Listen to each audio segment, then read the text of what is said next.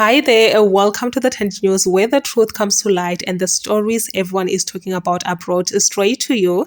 From shocking confessions and viral social media moments to real life mysteries and a trending drama, this is the place where we uncover it all. Now, please watch this video first, and I will be back with the rest of my commentary. Bafazi, one thing about amantombazana wase-Cape Town aza kuginqa phansi down, aza kuginqa phansi sweetie, nawe ibe ngaso ungaziginqela abakho. Story time. So ngale mini ndihamba neetshomi zam siya etown kule restaurant, sibahle si-on, hayibo mahle amantombazana agezile, uyeva si-hot bafazi, si-hot down, kungatyiwa ngathi. Fine, sihambe sibe on kule restaurant nyani, budget ngumpitso sweetie, very pizzeked, ipitseke down, siba yi-3 nyani sibe on kule restaurant. Egameni kwexesha siqomba hayi sibhorekile mani, masihambe sine eklabhini. Andiyazi noba ndiyimenshine le club ke, hayi mandiyeke club kodwa wethu edumile pha etown, iclub yodumo yasetown. Fine, siye pha, siye kuse-early noba around 7 kanje, sibe on neetshomi zam, hayibo sibe on. Sisela ntoni? Sisela ii-tequila shots nesavana, uyeva? Sisela isavana nee-tequila shots, si-on, ibudget mos ngumpitso. Si-on, sizonwabele thina eva nabangani bam, silike sipha, uyayiva? Hayibo ekambeni ngexesha sithi xa zithi 9-10 kuyagcwala ke ngoku, sifike kuse-empty mos, kuyagcwala ke ngoku, like abantu bayongezeleleka. Hayibo sweet, uthi ezinye ii-girls ke ngoku siyi-3 nazo, siba yi-3 sinale table yethu, sisahleliswa bayi-3 kule table, but inezitulo ezinintsi, yabo. I think noba about 5 izitulo, yabo. Bafika girl, hayi chomi, hayibo awusemhle mntasa, sebahle ma, yayibona mos into ye-girls, hayibo nasicela uhlala nani guys cause akho ndawo, hayibo ayikho ngxaki mntasa ningahlala, iyeva?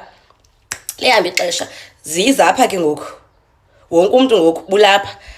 Okay, buqala ubele, uyaqonda mos ubabele uba nabo. Okay, buqala ubele, hayi guys ningabanenisela apha, basela ishampeni, okay, and then ne-tequila shots. Babantu besithi hayi ke ningasela guys kwezi shots zethu and ningabane nigalela lapha kushampeni. Besine-hubbly bubbly eyi-1, asiyithandi gqitha ibhabli, sayiyeka le nto ihubbly, sayiyeka. Bafika ke ngogeli ba-order eyabo, yabo nyani, hayibo chomi, ayiyebo, ku-on bafazi, like niyayibona mani le setup, soze kuthiyana niyiboni, niyayibona le setup, singobhesti ke ngoku, like asikwazi uphila ngaphandle komnye, uyayibona mona, soze ningayigethi mani guys nxa kukuyicacisa, yeva? Si-happy, singobhesti nogeli. Ayiyebo ba-order kogeli, selani chomi, sela mfazi, hayi makuselweni, yeka umnandi bafazi. Lifika ixesha lokuvala, uyeva? Aphume omnye ugeli uyobamba ifowuni kusheke 2, sibize ke ukuthina lo geli beyi-waitress yethu uba mageze sizobhatala ibhili.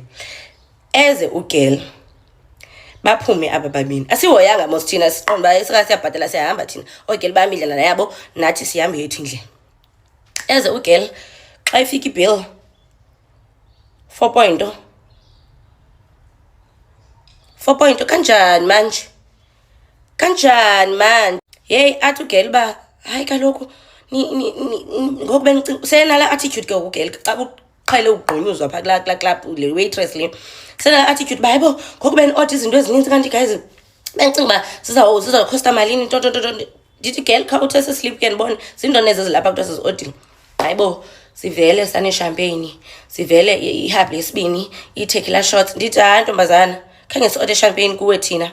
Athi ugeli hayibo abageli benihleli nabo kaloku benisela nonke nto. Xa silaqaza baphi ogeli, baphi ogeli?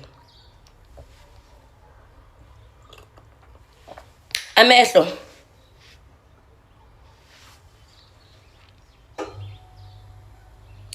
kujongwe thina, sinxilile kujongwe thina. Unxilile,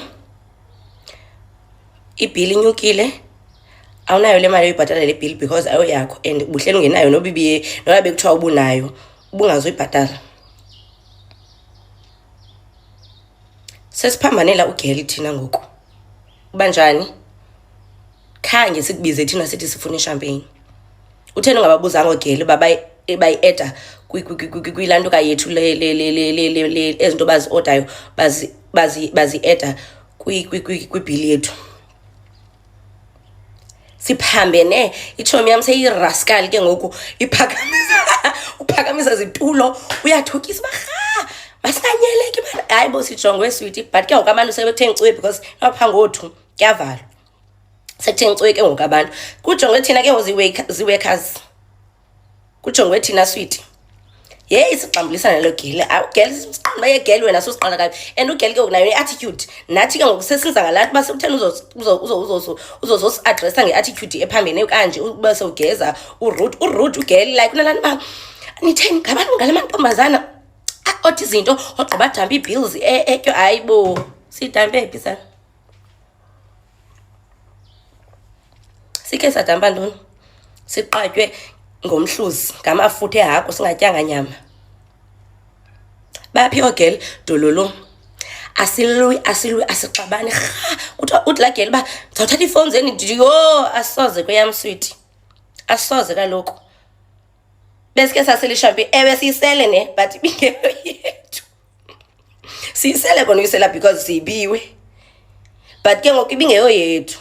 Khange sikufune eshampini kuwe gele. Hayi bo, mna ndizama uzenza calm, kubone mos uzama uzenza calm, uzama ucacisa, and ke ngoku nam bulapha ndifuna uzenza cool because iitshomi zam ziphambene.